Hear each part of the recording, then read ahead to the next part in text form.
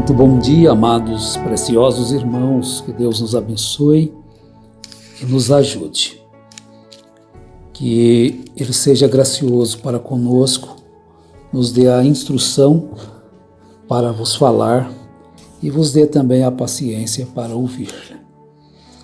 Quero aproveitar este tempo, ser bem breve, porquanto o nosso tempo aqui é bem curtinho mesmo, para falar de um assunto que pode ser longo, mas também pode ser curto. Gananciosos versus avarentos. Então, líderes gananciosos não gostam de fiéis avarentos. E fiéis avarentos, por seu lado, não gostam de líderes gananciosos. Então, vocês já percebem que estou falando da questão financeira, Dinheiro, posição. E não é sonho meu pensar que vou agradar a todos e nem tampouco desagradar a todos. Primeiramente, se falando de dinheiro, tudo tem que ter um meio correto de se fazer as coisas.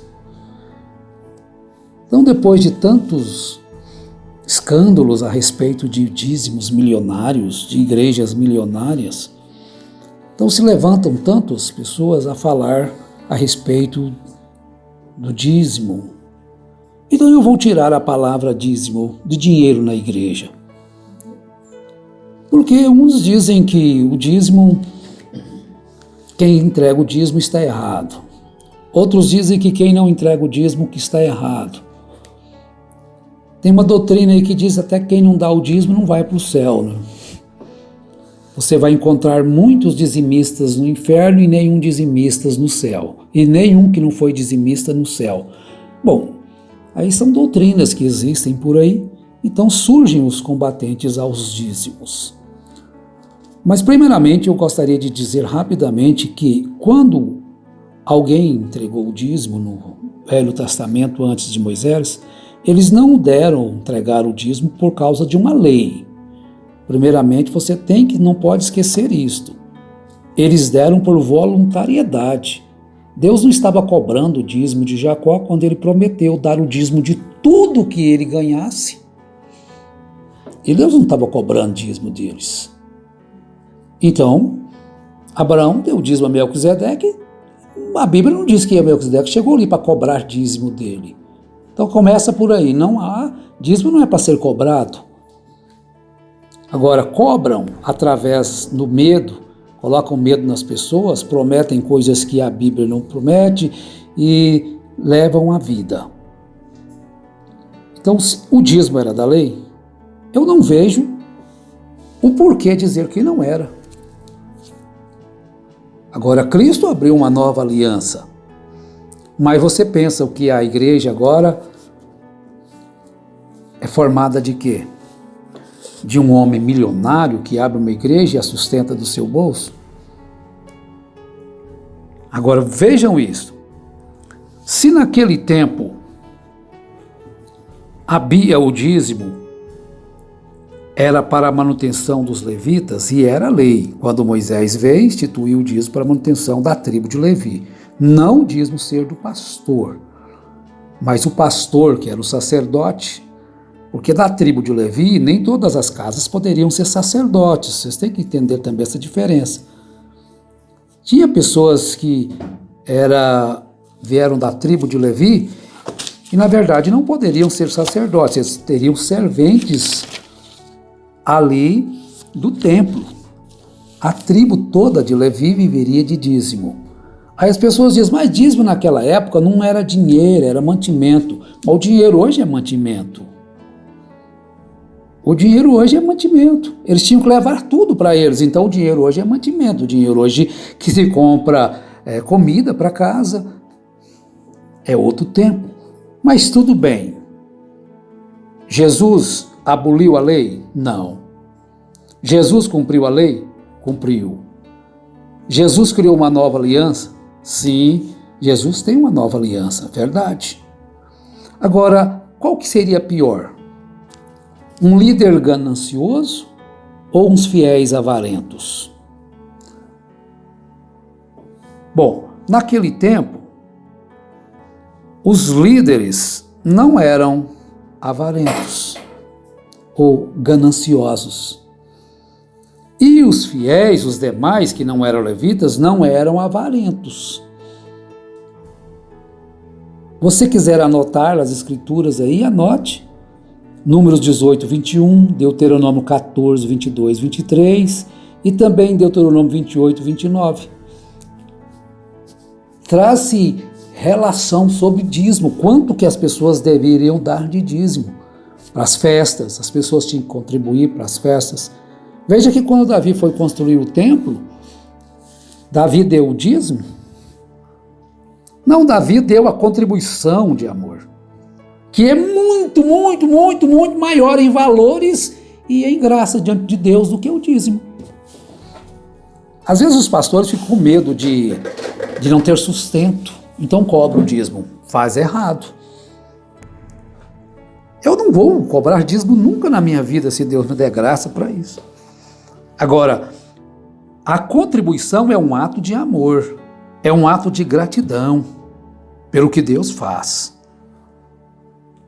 Agora, hoje, é uma adoração aceita por Deus. Os fiéis generosos não têm problema com dinheiro. Os fiéis avarentos têm problema com dinheiro. Não queira ser avarento, meu irmão. A avareza te tira do céu. Sabia? Você já leu isso, né? A avareza te coloca você longe de Deus. Vejamos Efésios 5, verso 5. O que o apóstolo diz? Carta aos Efésios, capítulo 5, o verso 5. Olha, porque bem sabeis isto, que nenhum fornicário, ou impuro, ou avarento, o qual é idólatra, tem herança no reino de Cristo e de Deus. Agora, qual que é a diferença? Deus agora, o que ele olha? Deus vê lá no seu coração o que você é. Deus vê a sua generosidade do coração, não como um mandamento. Ele cumpriu o mandamento, Jesus cumpriu. O jovem rico cumpria todos os mandamentos, talvez ele era dizimista, porque ele era um judeu exemplar, ele era chamado um mancebo de qualidade, citou os mandamentos para Jesus, ele cumpriu os mandamentos, mas aquilo não fez efeito na vida dele, porque ele rejeitou o essencial. Então vejam bem, Paulo escrevendo a respeito da avareza. Porque bem sabeis isto, que nenhum fornicário ou impuro ou avarento, o qual é idólatra. Então a avareza é uma idolatria, é o amor ao dinheiro. É a dificuldade que a pessoa vai encontrar em ajudar alguém. Em dar uma contribuição para alguém, vai ser avarento. Agora Deus não vai obrigar, não é uma lei que te diz dá 10%, não. Agora é a generosidade do coração que conta. Olha o que Paulo diz na primeira carta aos Coríntios, capítulo 16. Vocês acham que os avarentos acham que 10% é muito, né? Mas Deus vê o coração. Agora, para uns, às vezes, 10% é muito. Mas, normalmente, os menos abastados são mais generosos, né? Prontos a ajudar. O que ele diz? Ora, quanto à coleta que se faz para os santos, fazei vós também o mesmo que ordenei às igrejas da Galácia. Ordenou lá que se fizesse. No primeiro dia da semana, cada um de vós ponha de parte o que puder ajuntar conforme a sua prosperidade, para que se não façam as coletas quando eu chegar. Estão vendo? Segundo a prosperidade. Se você colheu muito, ganhou muito, é segundo a prosperidade, então dê muito. Você tem coragem? Na segunda carta aos Coríntios, ele quase que repete a mesma coisa. Capítulo 9, verso 7. Vamos ver o verso 6 também. E digo isto, que o que semeia pouco, pouco também ceifará, e o que semeia em abundância também ceifará. Cada um contribua segundo propôs no seu coração, não com tristeza ou por necessidade, porque Deus ama ao que dá com alegria. Está vendo? E Deus é poderoso para fazer abundar em vós toda a graça, a fim de que, tendo sempre em tudo toda a suficiência, abundeis em toda boa obra. Vejam que ajudar é uma boa obra e excelente obra. A congregação existe. E a congregação, ela subsiste através de seus fiéis. Então, o avarento vai ser sempre difícil para ele. Deus vê sua avareza, Deus vê sua ganância. Se você não contribui, talvez seja a avareza.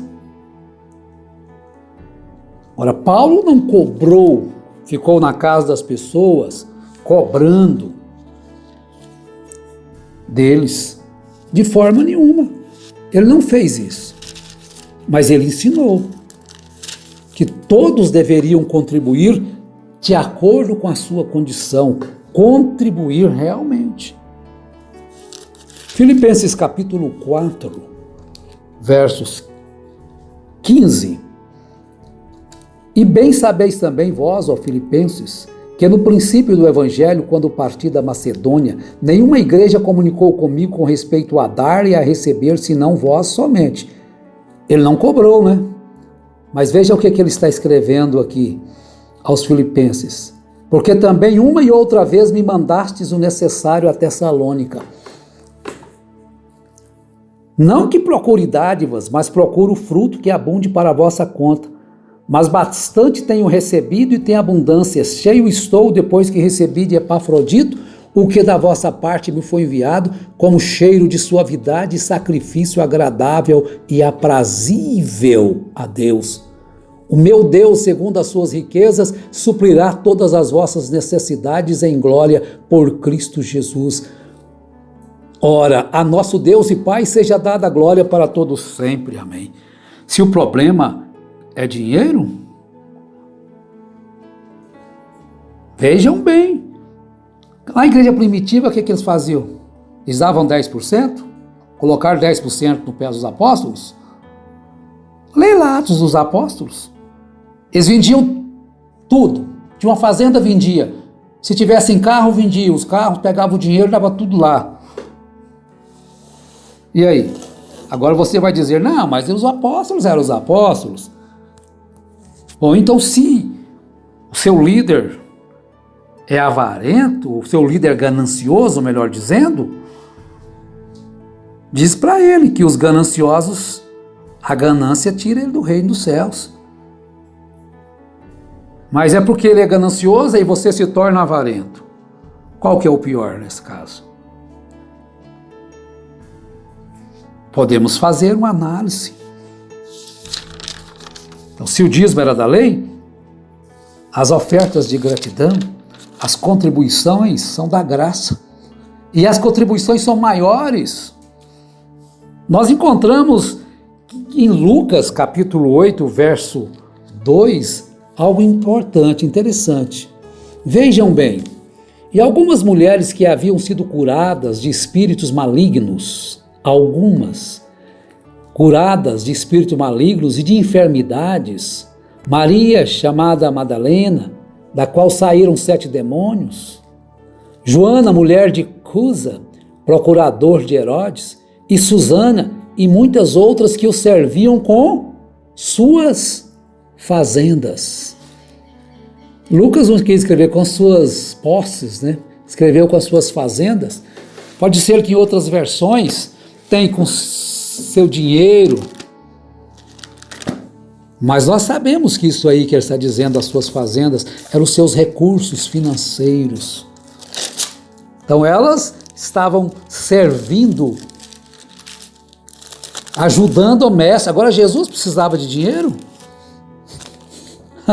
É engraçado isso, né? O dono da prata, o dono do ouro, precisava de dinheiro?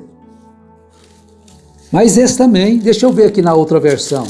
E também algumas mulheres que haviam sido curadas de espíritos malignos e de enfermidades, Maria, chamada Madalena, da qual saíram 7 demônios, e Joana, mulher de Cusa, procurador de Herodes, Susana e muitas outras, as quais lhe prestavam assistência com seus bens. Jesus era assistido com os bens daquelas mulheres.